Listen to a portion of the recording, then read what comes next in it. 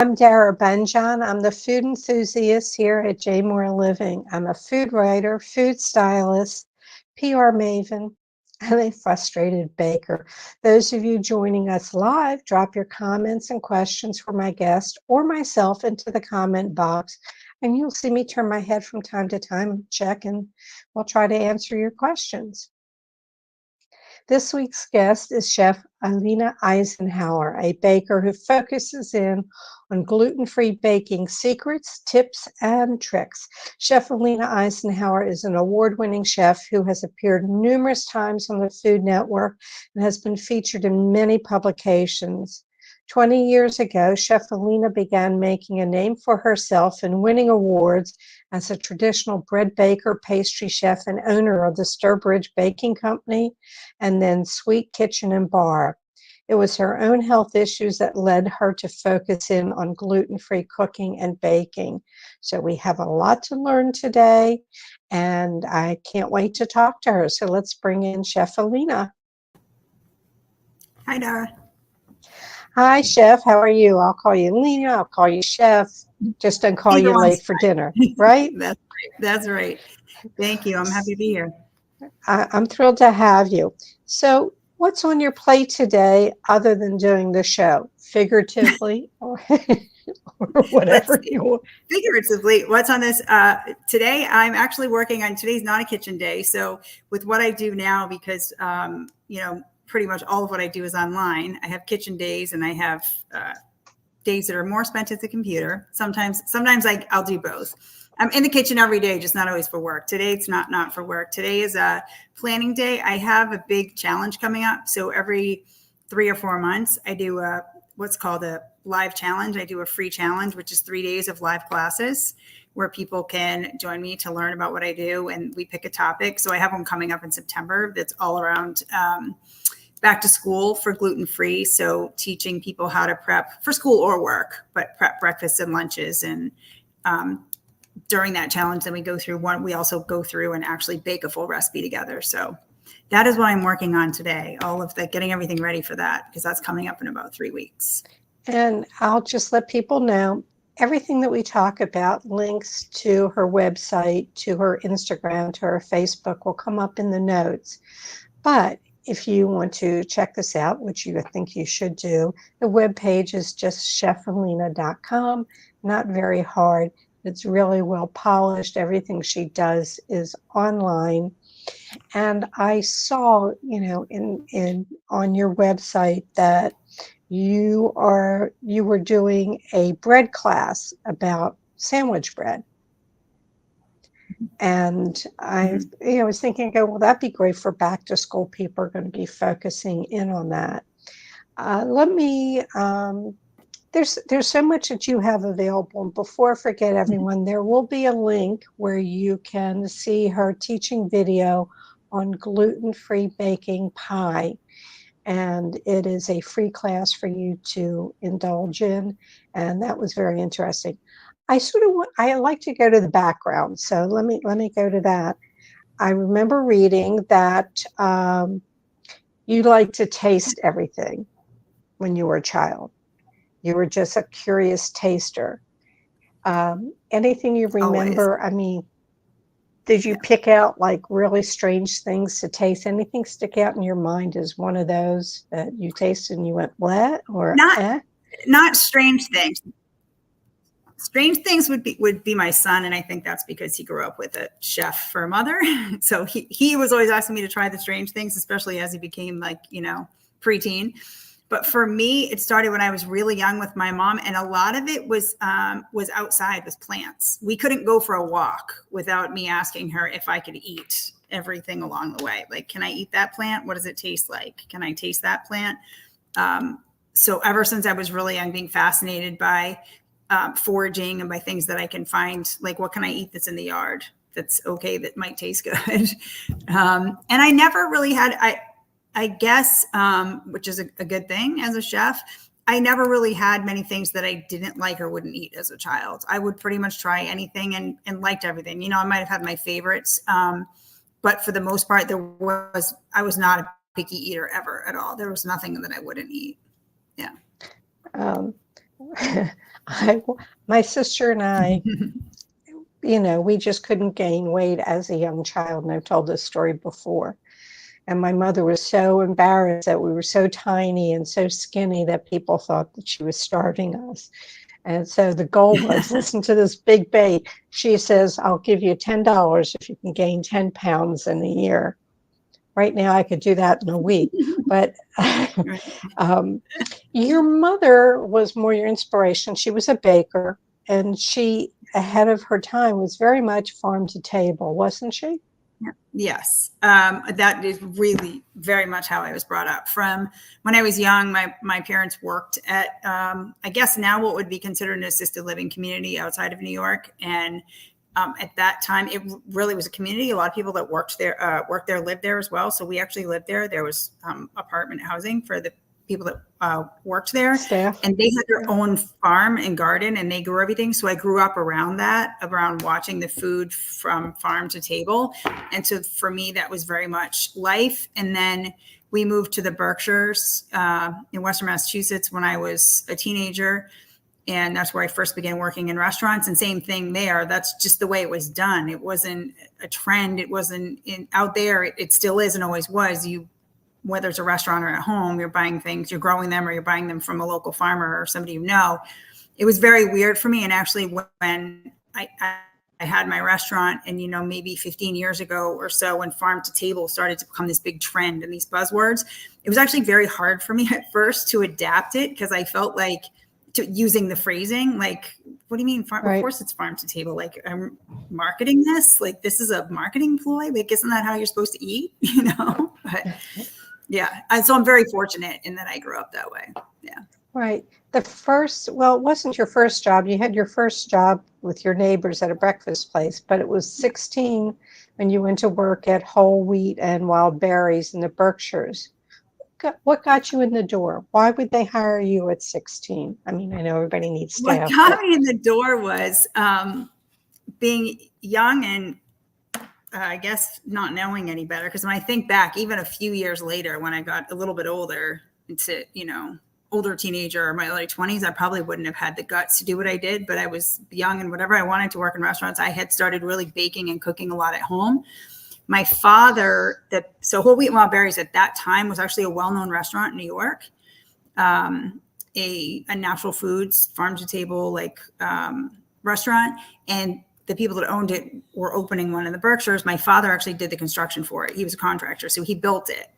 And he told me one day that they were looking for someone to do desserts. And so I made up a plate of desserts. I made a tray of things, and I brought them to them. I brought them to the woman who he was building it for and said, here, I think you should give me a job. Here's some things I made. And she gave me a job. Yeah.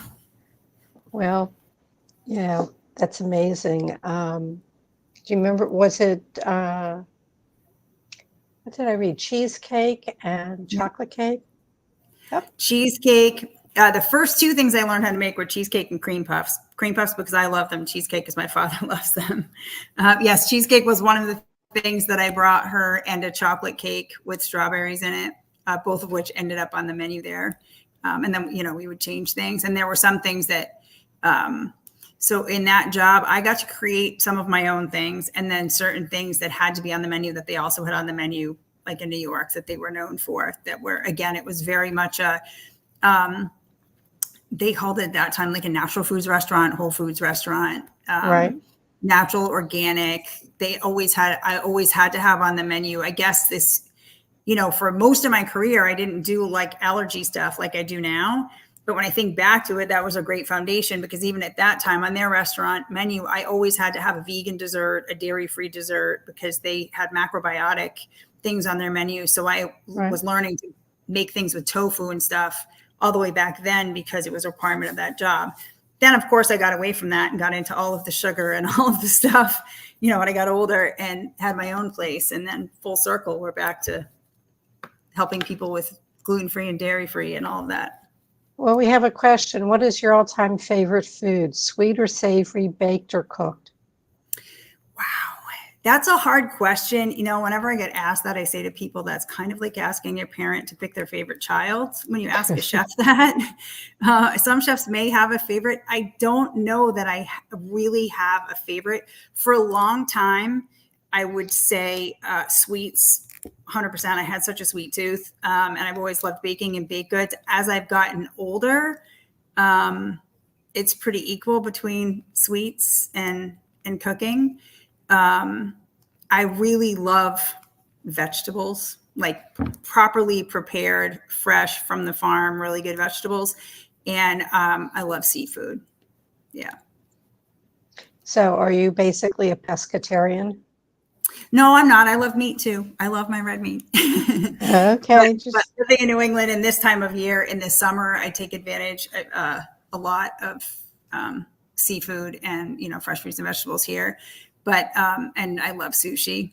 Yeah. So I eat a fair amount, but no, I couldn't give up meat either. I love meat. Okay. Well, going back, I just want to make sure your goal was when you went to college, did you go to study media, TV, or did you go to study physiology, or did you change majors? I changed majors. So I started school studying communications for television and film.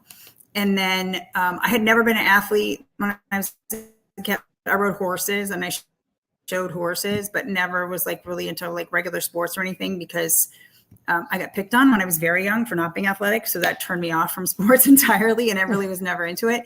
And when I was in college, my first year, I started working out literally for the reason I was afraid of the dreaded freshman 15 and I didn't want to gain weight. And I started working out and then just became obsessed with how you could change your body and how amazing it was to feel strong. And having always been interested in food. And then I became interested in nutrition. So I switched my major my second year to exercise physiology. Yeah. And I didn't go into cooking. You know, people always are like, how did you end up doing that? Why weren't you, if you were cooking in high school? But this was in the 80s and this was before Food Network. And this was before being a chef was, you know, we had the chefs we all looked up to maybe on PBS, but your parents and your guidance counselors and most people in this country, being a chef was not thought of as a job that you should aspire to. And I worked in kitchens with this typical gruff, smoke too much, drink too much, mostly men, and was like, who didn't necessarily love, you know, I don't want to end up hating my job. I hating cooking. I love cooking so much. So maybe I don't want to do this for career. So I ended up going to school for something else, but 10 years later, realized this is what I really want to be doing. Yeah. Right. So I would say you're a competitive person from everything that I've read. Do you agree? And hopefully we've frozen a little bit. Can you hear me now? I can hear you now. Yeah. Okay. All right. I said that, you know, I felt that you were pretty competitive because you competed in all these, like not Miss New York, Miss Physical Body. What were the, you came in as a finalist in three competitions. I did fitness competitions when I was in my 20s, and then stopped. Became pregnant, had my son. I opened my first bakery when my son was 6 months old. So I didn't have much time for anything else other than family and work for the next 17, 18 years. And then I actually did a competition again right before I turned 50, which was the last time that I competed, just to do it and be able to say I could do it again. But yeah, I am very competitive. If I do something, and I'm more so competitive with myself than with other people, which is why that type of a sport was a good sport for me. It's the same thing with business or with cooking, with anything. I'm very competitive with myself. You challenge yourself. I want to be as good as the people that I see there that are at the top of any field. But I'm not competing against them. I'm competing against myself to get myself there. Yeah. Well, you did a lot of the competition shows on the Food Network, and you won Sweet Genius, which was all about baking, but you were given a mystery item. Yeah. And you said that's what it gave you the edge. What was that mystery item? Bone marrow. we were given in the final round, we were given bone marrow, raw bone marrow, bones with marrow in it, and we had to make a dessert with it. Yeah. And that show was really fun. That show was very much in my wheelhouse in the way that I think creatively. And I think the way Ron Ben Israel was the judge. I wish that show, they had kept it on the air. The way he thinks too is a lot the same way that I think. So it was, I think, was why I did well on that show, because he's very literal. And so I knew to take things literally when he was asking us to do certain things. Yeah. Okay. It was a lot of fun. So you've gone the route, you've done the big decorated cakes, you've done it for the American Idol. You even did one for Buddy Valastro, who was the cake boss himself, didn't you? Yeah. Yeah, we did. Were When you he came nervous on, doing it for him? Yes. I will say for that, was never nervous doing any cakes for any other celebrities. So when I had my restaurant and bakery in Worcester for years, we did cakes for a lot of the big singers, entertainers, sometimes sports teams that would come through to come for concerts and things like that.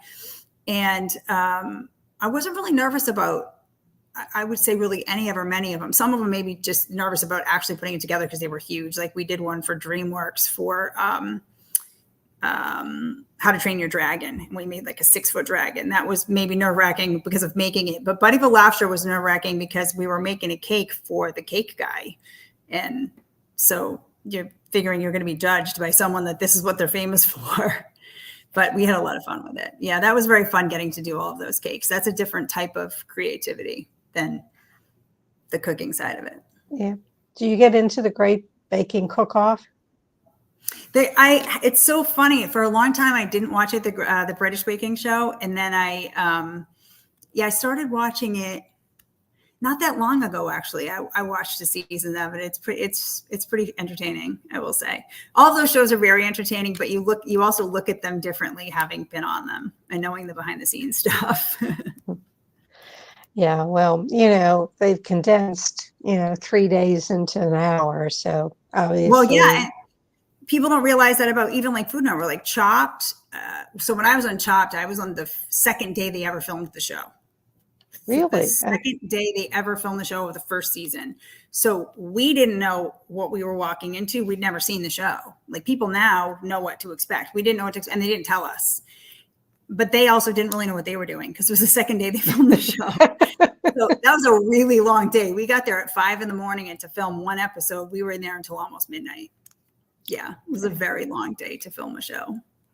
Yeah, well, I can appreciate that. So life's good.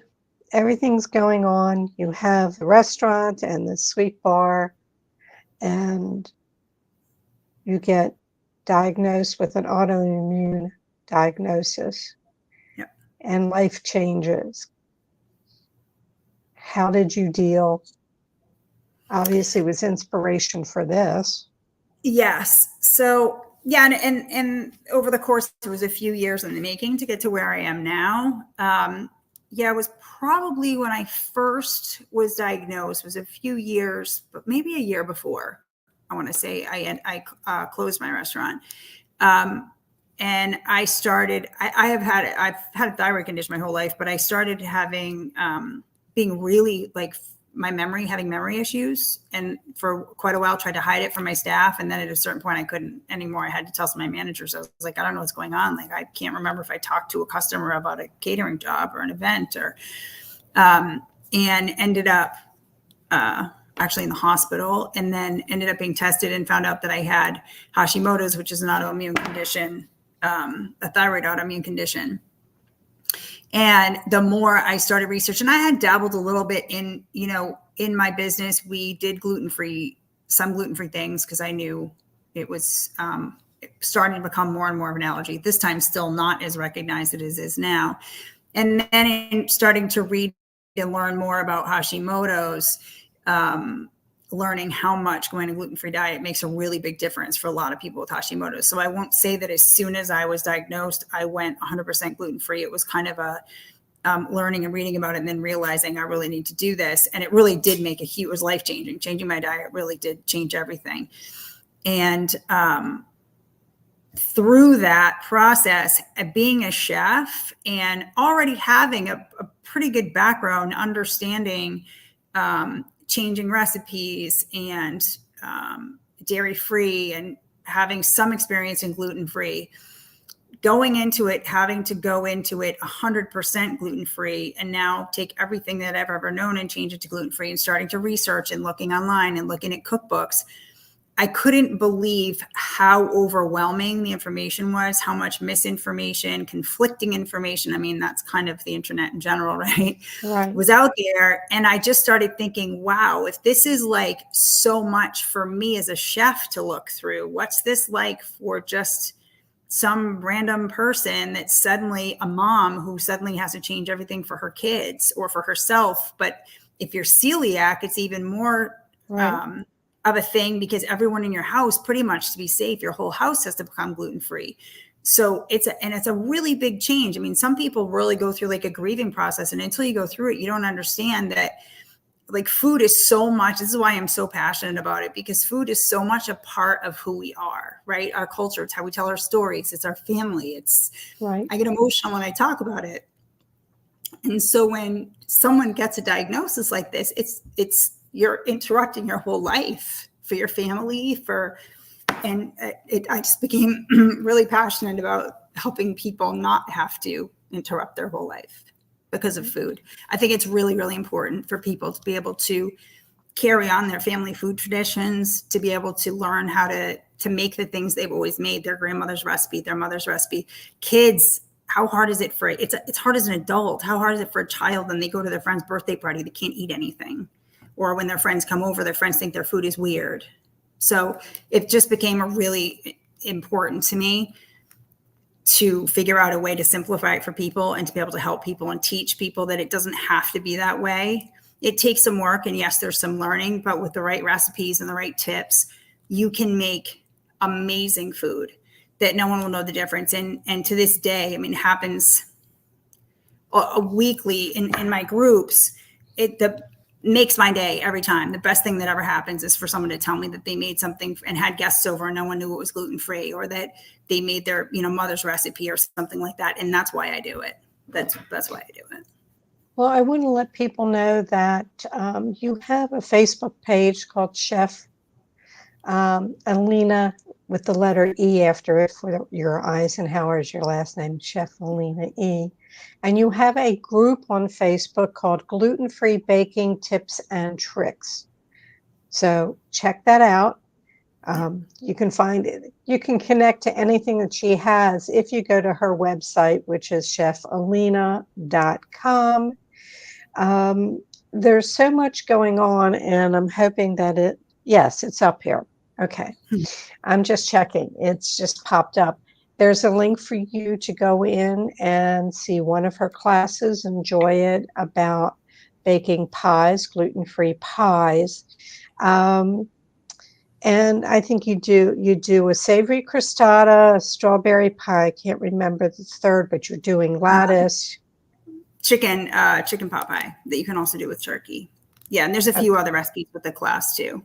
Right. Pie crust is one of those things that a lot of people struggle with. So that was one of the first classes that I do, and now that's a class that I do that I will give people for free. That's a free class that I have.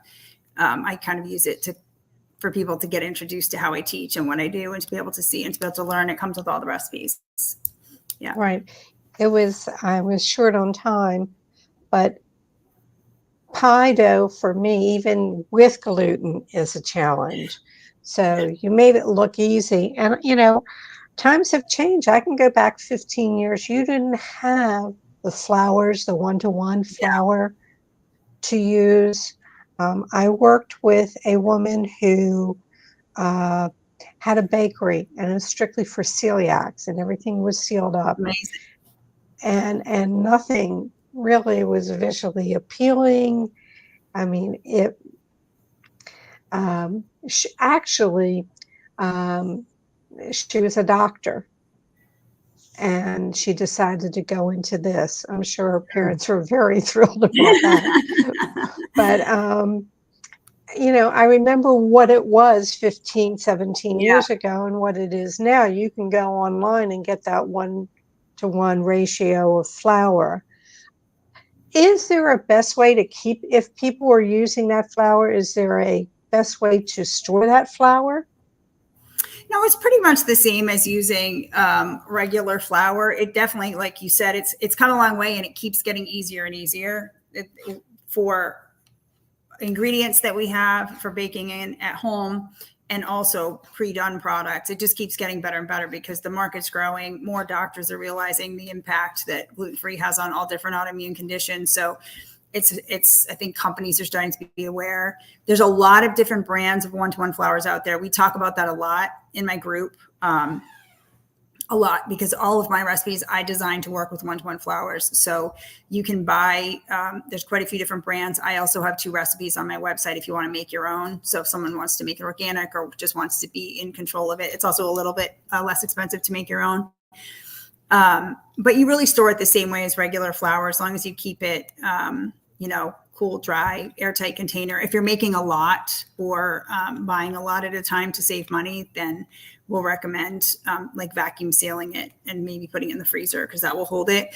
But for most everyday use, it's the same as all-purpose flour, which is really why I designed all of my recipes to work around the one-to-one flours. Is that a lot of gluten-free recipes out there, a lot of the different websites and things you find are based on using multiple different flours. So when you go to make a recipe, you need 4 different flours just to make one recipe. But then you go to make another recipe, you need 3 or 4 different flours. So you end up with having a ridiculous amount of ingredients in your house. And for most people, that's not convenient. It can be very overwhelming and very expensive. And I really wanted to figure out a way, and everything that I do is really designed around trying to simplify and make it as close to the baking experience that you had before.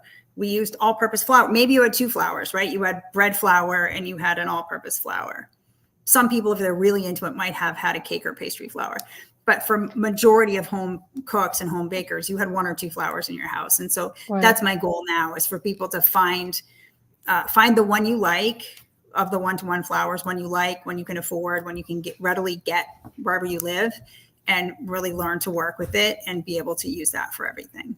Yeah. I went on Amazon, Bob's Red Mill. What's the baking company? I can't, brain's gone. King Arthur. King Arthur, thank you. You're a mind reader too. Yeah, King Arthur has one. GF Jules, Better Batter. There's a lot. Carol's. Yeah. So everybody, it's there, and the prices range from here to there. So check it out. On the site, and I think there are, a number of recipes, just, if you want challah, steamed Asian buns, Danish pastry, babka, gnocchi. They're up there, and it's worth going in. Now, people can come in and buy the instruction video. They can join a live class, and there's a general membership that offers a lot more. Tell us more about that. Yeah, so I have on the website, if you go to the website, there's a recipe section that has lots of just recipes, and I'm adding to that. Usually, a lot of the time, it's what people are requesting. So like most recent recipe I just put up was fig Newtons, because I had so many people saying, I miss fig Newtons. I want a recipe for fig Newtons. So I did that one. And then, so those recipes are all free, and they're just on the recipe section of the website. Then I have on the shop page recorded classes. So similar to the pie class, most of them are about an hour long, very detailed instruction, paced so that if you want to, you can bake along with me. But if you would prefer, you can also watch it and then go back and bake afterwards. They all come with recipes that you can download. You can start and stop. Everything's lifetime access. So if you buy a class, you keep it forever. You kind of have your own little library on my website where you log in. And so anytime you buy another class, it gets added. The live classes are part of the membership. So I have a monthly subscription membership. And what that includes is 2 classes a month. One is always a live Zoom class. and then also one recorded class. So all of the classes that you see in the shop now were classes that we did inside the membership, and the members get to vote. So I'll ask them to suggest what they would like to learn, or I'll make suggestions of classes I'm thinking of, and then we have everybody vote on the classes. And by popular opinion, the classes with the highest amount of votes usually end up being the classes that we do. And it's great. And it has its own, I have a separate Facebook community just for the members, where myself and another chef who's very well known in the allergy community, Patrick Auger, he helps me out. So he's in that group as well. And we're in there almost every day answering questions for people and helping people with family recipes or whatever else. Yeah. I saw something, I mean, everybody, Christmas cookies, holiday cookies are coming up. So you have a holiday cooking class. I saw that you're involved with something needs-based scholarship program. Can you tell me a bit about that? Yes, that was something that I'm so happy we were able to start this year. So I started, I know that, well, I mean, just in general, there's lots of people that gluten-free is very expensive, right? To just the ingredients, everything about it, having to switch your lifestyle, it's expensive. I know not everybody can afford that, and on top of that, to pay for classes. So I started a scholarship program this year, just a few months ago. So we started it off by, I put in, I originally was going to do $2,000 worth. And then I started seeing the amount of applications I got and reading everybody's stories that was applying for scholarships. I doubled it. So we started off by giving away $4,000 worth of classes and memberships. And then we have a program where other members or students, anybody that wants to, can purchase a class for the scholarship fund. So you can donate a class, and if you donate a class, then we match it. So anytime somebody donates a class, then I donate another class to it. So that way, and sometimes they're classes, sometimes they're memberships based on the person's needs. So we have an application form. If people need a scholarship, they can apply, and it's based on financial need, so that we really try to give it to the people that it's going to help the most and who really need it. But that was really important to me to be able to do that. The long goal is to be able to partner with some of the companies. Better Batter Flour has a pretty good scholarship program themselves for ingredients. So my long range goal is to be able to partner with more ingredient companies and get them to also offer either discounts or actual product for scholarship members as well. Yeah. That's great. And before I forget about it, there's a fall baking class, 30% off all classes. Enroll in 3 or more classes and gain exclusive lifetime access to recorded one-to-one flour masterclass, plus an invitation to a Zoom Q&A with Chef Alina to answer and gluten-free baking and cooking questions that you might have. So before I forget that, which I'm known to do, that's why I write it down. All right. I do have some questions I ask at the end of the show. You've been pre-warned. So what's the best piece of advice? If you could go back and give advice to your 18-year-old self, what would it be? Don't worry so much about what other people think. Okay. I think when we're young, we waste a lot of time on that, and we hold ourselves back from doing things because of it. Right. I can relate. What's the best bite you've had all week? The best bite I had all week. Well, right now it is peak sweet corn season where I live in the summer, which I love. So the best bite I had this week was a dish I made with corn and sweet corn and scallops, which actually I will be putting up on the website soon as a video on Instagram. But sweet corn puree, if anybody wants a quick tip, if you love sweet corn, it's the best thing you'll ever make. If you have leftover corn on the cob, strip it off the cob and put it in your blender with a little bit of butter and blend it up, and then warm it. Use it as a sauce for fish or chicken. It is so good. I could drink it. But yeah, that's the best thing I've eaten, sweet corn. All right. 2 things that are a must in your refrigerator. Eggs and cheese. Okay. What was your ultimate culinary fail? So I've been lucky, I think, that I haven't had too many, but the biggest epic culinary fail I had was when I was doing a lot of wedding cakes. I did a cake for a friend of mine. She actually owned a business next door to me where I had my first business, and she was getting married, and she asked me to do her wedding cake, and it was in the middle of the summer. And normally in the middle of the summer for wedding cakes, I highly discouraged and would usually actually refuse to do cakes if it was really, really hot weather that had pastry cream in the middle of fruit, because Right. they're just not as stable. And because it was a friend and she really, really wanted it, I said, yes, I would do it. And this cake was about 7 tiers tall. And on the way to bring the cake to the wedding, I could see it happening. And the whole cake slid and the top half fell off the cake. And this is an hour and a half before the wedding. So, yeah, I lost the cake, but I had to think really quick. We got there. We were able to save it because we had stuff down in the back where the cake was. So the cake like didn't hit like a dirty floor or anything. It had, like boxes around it and stuff. So it didn't look pretty, but we were able to save it to get enough slices out of it. And then I had to send someone to run back to my shop and get a dummy cake, like the display cakes. Right. Because very, very fortunately for me, she had not picked her design for her cake. She had told me to surprise her because she knew we were friends, and she said, just make it, you know what I like, make it pretty, make whatever you want. So she didn't know what it was supposed to look like. So we brought the dummy cake, and I was able to rescue the top tier to have next to it for her to cut.